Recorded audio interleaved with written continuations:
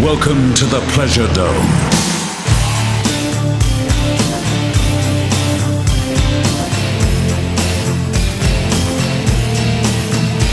The idea for the project was born already somewhere in the 80s, but the real start was in 2004 when we began pre-production. You have to know that at the time almost no musicians were interested because they obviously couldn't imagine playing this, what they called 80s plastic music live.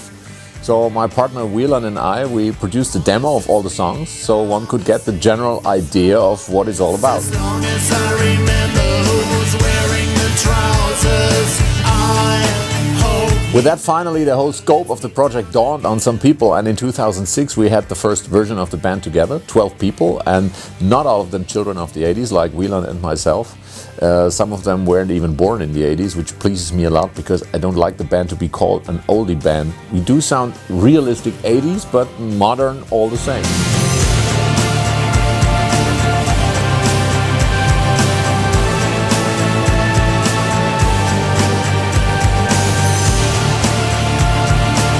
Because the project always was such a big production, no promoter wanted to have it. It's simply too expensive for a band not famous yet. So we organized our own premiere in an old factory building in our hometown, produced a live show, shot photos, rehearsed, and so on and so on. Everything was very much handmade, but I think it turned out quite okay for that.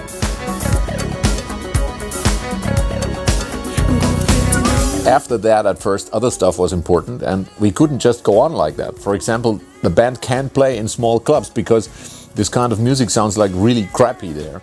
Big technical production has always played an important role with the band. Our stage is not 100 feet wide as it was with Michael Jackson or so. It's only 30 feet, but we do our best to make things elaborate.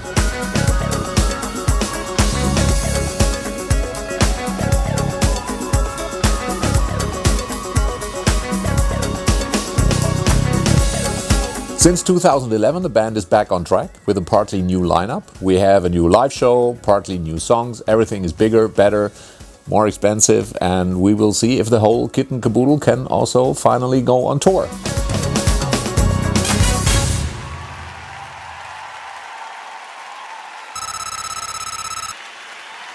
But the real start was in 2002. But the real start was in 2002. But the real start was in 2004 when we began pre-production.